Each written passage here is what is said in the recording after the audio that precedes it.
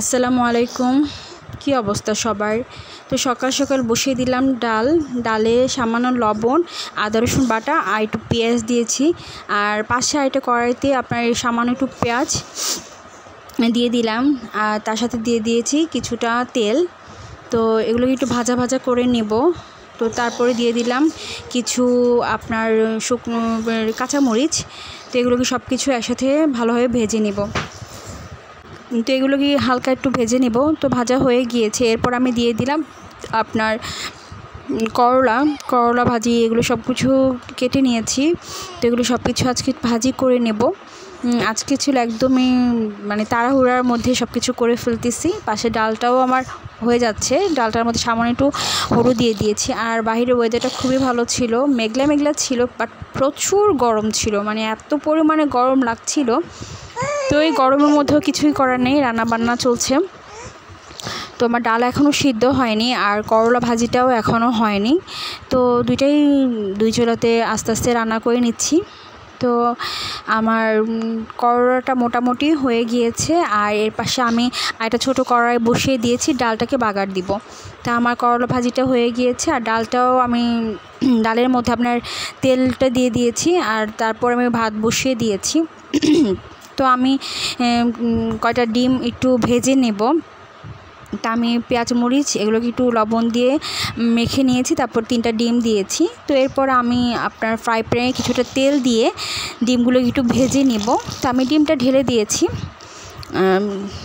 একটু ভালোভাবে গরম হলে আমি উল্টে দিব। তো আমি ডিমগুলোকে একটু ভালোভাবে ভেজে তারপর কয়টা পিস করে নিলাম আর কি।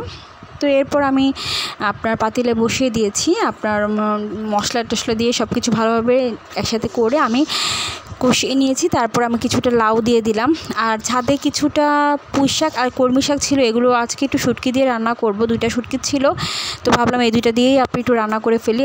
আর পাশাপাশি আমার লাউটাও আমি দেখছিলাম ভালোভাবে মশলা দিচ্ছিলাম। আর এর মধ্যে আমার করলাটা হয়ে গিয়েছে, আমি করলাটাকে বাটিতে ঢেলে নিয়েছি। তো আমার এটা হয়েছে করলার ফাইনাল লুক। আর আমার লাউটা মোটামুটি আমি দেখছি। তো লাউটাও হয়ে গিয়েছে, আমি লাউটার মধ্যে ডিমগুলো সব দিয়ে দিলাম। তো তারপরে আমার লাউটাও হয়ে গিয়েছে। আমি একটু বলক চলে আসার পরে লাউটাও সিদ্ধ হয়ে গিয়েছে, আমি লাউটা নামিয়ে ফেলবো।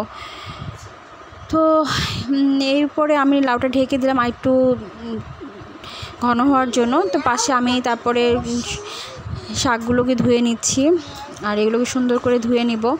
তো এরপর আমি কড়াইতে বসিয়ে দিয়েছি আপনার সামান্য খানিক তেল আর পেঁয়াজ। তো এরপর আমি সব কিছু একভাবে ভালোভাবে কষিয়ে আপনার দিয়ে দিলাম 2টা শুটকি ছিল, ওই শুটকিগুলোর সাথে সব কিছু একসাথে আমি ভালোভাবে রান্না করে নিচ্ছি। তারপর আমি সবগুলো একসাথে ভালোভাবে কষিয়ে নিব। আর শুটকিটা একটু ভালোভাবে কষাতে হয়, নাহলে একটা বাজে স্মেল থাকে। তো এরপর আমি হলুদ মরিচ আর লবণ দিয়েছি, আরও কিছুক্ষণ কষাবো, ভালোভাবে কষিয়ে নিয়েছি। তারপর আমি ধুয়ে রাখা পুঁই শাক আর কলমি শাক দিয়ে দিলাম। তো এগুলোকে আমি আরও কিছুক্ষণ আপনার কষিয়ে নিব। কষিয়ে একদম যেই ঝোলগুলো আছে এগুলোকে একদম শুকিয়ে ফেলবো, একদম মাখা মাখা করে নামিয়ে ফেলবো। তো এটাই ছিল আজকে আমার একদমই নর্মাল শর্টকাট রান্না। তো যাই হোক, সবাই ভালো থাকবেন। আল্লাহ হাফেজ। আসসালামু আলাইকুম।